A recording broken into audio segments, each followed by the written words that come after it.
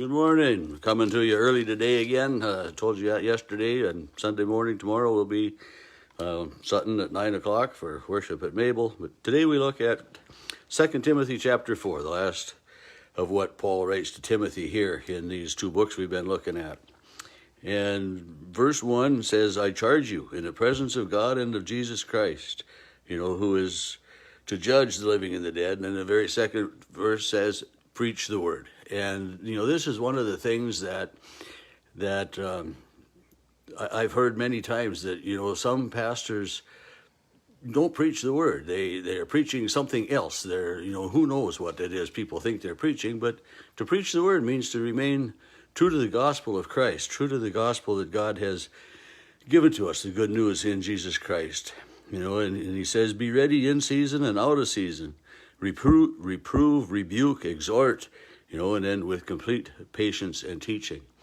To remain firmly rooted and firmly founded in the word of Jesus Christ, and to preach the word. And I've had people ask me that have known me a long time, and they'll say, do you preach the word? And well, I sure hope so.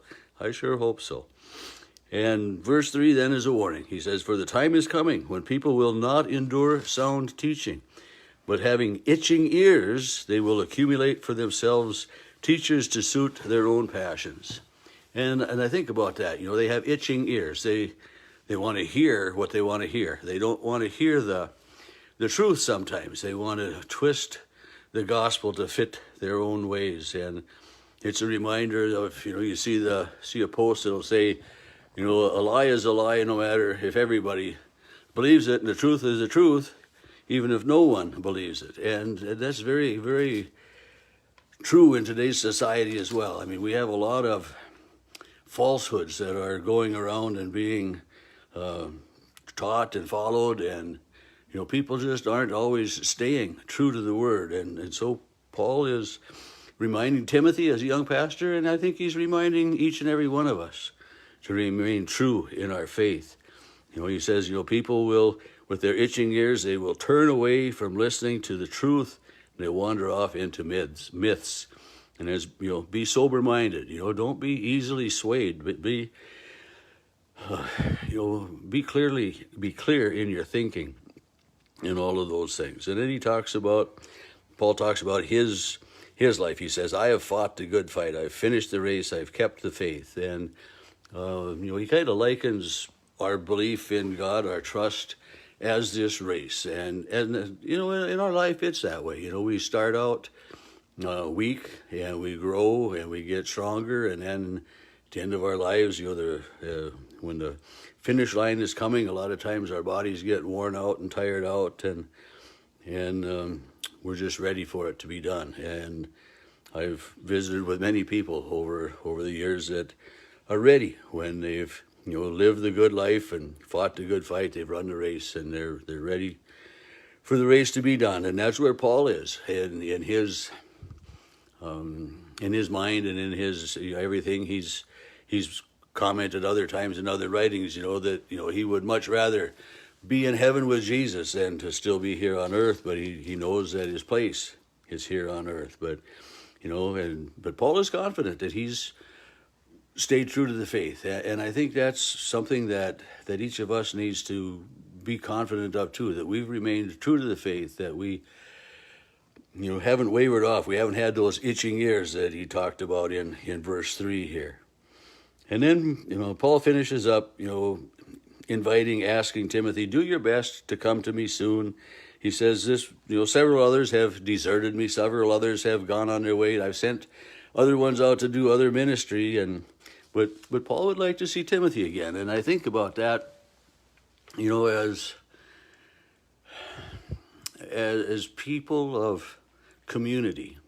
We like to see each other, and we need to have that companionship. And when you get together with a friend that you haven't seen for a while, or even if you just saw him yesterday, it's always good to get together that way. And so Paul is just reminding Timothy that he values his friendship, he values his presence, and just invites him to come soon. And he talks about some people that have done great harm to the church, and warns Timothy to, be wary of people like that, and be ready to stand firm in the word, to as he said earlier in the gospel, to rebuke and to reprove and to exhort, and with complete patience and teaching, to be ready to stand up against those who are doing the false teachings and stuff. And that is really one of the difficult things as well, when people have these itching ears and they want to hear what they want to hear, and to remain true to what a person sometimes finds in the Gospels, rather than having these itching ears that want to turn it around to whatever they want to hear. It's sometimes very difficult to stand firm in what the Word is that way. So Paul is just wrapping it up, and he says, the Lord stood by me. He recognizes and acknowledges that God has never left him. And, and that's something for us to remember too. God is always with me, always by my side, and will always give us strength to get through each and everything.